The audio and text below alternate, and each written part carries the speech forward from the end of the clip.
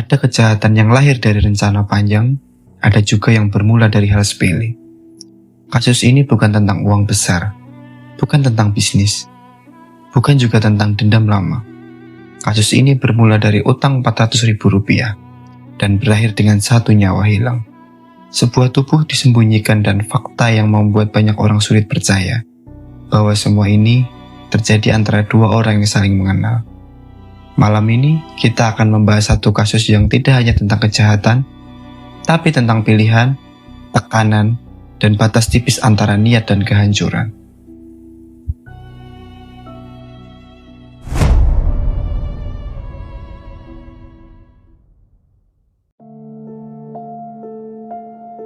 Korban dan pelaku bukan orang asing, melainkan adalah teman, sering berinteraksi, dan sudah saling mengenal sebelumnya.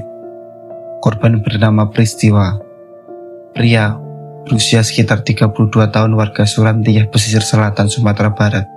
Sementara pelaku bernama Bobi, berusia sekitar 34 tahun.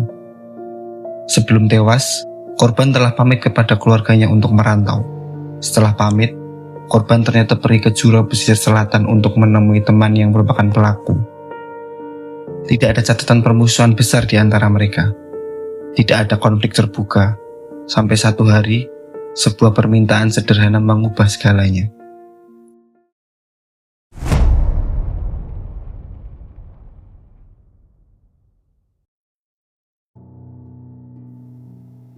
Pada hari kejadian, sekitar Maret 2023, di dalam kamar kafe Karisma pukul 10 malam, korban mendatangi pelaku. Tujuannya satu, meminjam uang sebesar Rp400.000. Bagi sebagian orang, jumlah ini mungkin kecil, namun bagi pelaku, permintaan itu datang di saat yang tidak tepat. Pelaku menolak, dan korban tetap mendesak. Percakapan yang awalnya biasa, berubah menjadi pertengkaran. Nada suara naik, dan emosi ikut campur. Di titik inilah, masalah yang seharusnya bisa selesai dengan pergi atau diam, justru berubah menjadi konflik fisik. Menurut hasil penyelidikan polisi, pelaku kehilangan kendali atas emosinya. Dalam situasi tersebut, terjadi tindakan kekerasan yang berujung pada pertengkaran, hingga berujung tragis. Pelaku memukul korban dengan kayu balok hingga tewas, lalu menggorok leher korban dengan parang.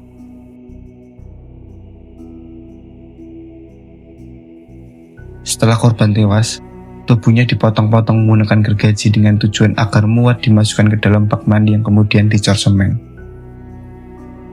Tidak ada rencana sebelumnya, tidak ada niat awal untuk membunuh. Ini adalah murni ledakan emosi sesaat yang membawa konsekuensi permanen. Setelah korban tidak lagi bernyawa, pelaku dihadapkan pada 2 pilihan: menghadapi konsekuensi atau menyembunyikan perbuatannya. Ia memilih yang kedua. Tubuh korban dimutilasi menjadi beberapa bagian. Pelaku lalu memindahkan potongan tubuh korban ke dalam bak kamar mandi, tepatnya di belakang kafe, untuk menghilangkan jejak. Pelaku menutup tubuh korban dengan terpal dan menuangkan semen hingga mengeras di atasnya. Apa yang dilakukan setelahnya bukanlah upaya bertahan hidup, melainkan rangkaian keputusan keliru yang justru memperberat konsekuensi hukum. Usai melakukan tindakan membunuh dan memutilasi, tersangka beraktivitas normal lebih kurang selama 2 tahun, bahkan juga sempat pergi merantau ke Bandung dan ke Batam. Pertanyaannya, kenapa baru 2 tahun ditemukan? Karena keluarga tidak merasa curiga korban dibunuh, karena sudah pamit pergi merantau. Jadi, Maret 2023 itu tidak ada laporan orang hilang yang dibuat. Keluarga masih menganggap korban pergi merantau. Keluarga mulai khawatir karena tidak ada kabar dari korban hingga mendapat informasi tentang penemuan kerangka manusia yang mengarah ke korban. Keluarga memang sempat menghubungi kerabat dan teman korban di Riau hingga di Jawa, tetapi tidak ada kabar. Pada puncaknya, Sabtu 5 April 2025, Penemuan jasad korban baru diketahui saat pemilik bangunan bekas sarang walet yang berada di belakang kafe hendak melakukan renovasi. Saat menggali bagian kamar mandi, ditemukan kerangka manusia dalam kondisi terpotong-potong dan dicor semen. Dalam proses penyelidikan dan rekonstruksi, polisi menemukan fakta yang sangat mengejutkan masyarakat. Pelaku mengakui telah memakan daging korban karena ada serpian yang tertinggal saat dia berusaha menghilangkan jejak perbuatan kejinya.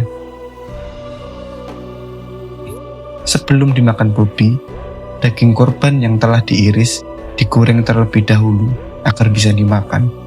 Pelaku mencampur daging korban dengan bumbu penyedap lalu digoreng.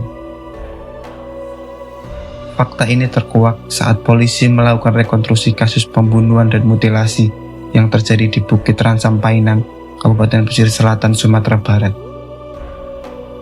Tidak ada alasan logis yang bisa membenarkan tindakan tersebut, dan tidak ada konteks apapun yang membuatnya bisa diterima secara kemanusiaan. Ia mengira waktu bisa menjadi tanah penutup, mengubur bukan hanya tubuh, tapi juga jejak dan rasa bersalah. Selama 2 tahun, dia bekerja lebih keras daripada suara. Tempat itu sunyi, seolah ikut sepakat untuk lupa. Namun kebenaran tidak pernah benar-benar mati. Ia hanya menunggu napas yang tepat untuk muncul kembali ke permukaan. 2 tahun berlalu, dan yang disembunyikan akhirnya ditemukan. Bukan karena tanah lelah menutupinya, melainkan karena waktu selalu tahu kemana harus mengembalikan yang hilang. Pelaku bernama Bobby ditangkap pada Minggu 6 April 2025 di salah satu rumah Penagarian Painan Utara, Kecamatan Jurai, Kabupaten Pesisir Selatan, Sumatera Barat. Dan kini pelaku diamankan dan dijerat pasal 338 KUHP dengan ancaman lebih kurang 15 tahun kurungan penjara. Apa yang semula berusaha ditutupi akhirnya tetap terungkap, karena kejahatan serapat apapun disembunyikan hampir selalu meninggalkan jejak. Kasus ini mengajarkan satu hal penting. Kejahatan besar tidak selalu lahir dari masalah besar. Kadang ia tumbuh dari emosi yang tidak terkendali, dari konflik kecil yang dibiarkan membesar, dan dari ketidakmampuan untuk berhenti sejenak. Rp400.000 tidak pernah sebanding dengan 1 nyawa, dan 1 keputusan dalam amarah bisa mengubah hidup selamanya. Mohon maaf jika ada kesalahan penyebutan nama, waktu, dan tempat kejadian perkara. Sampai jumpa lagi di kisah selanjutnya. Terima kasih.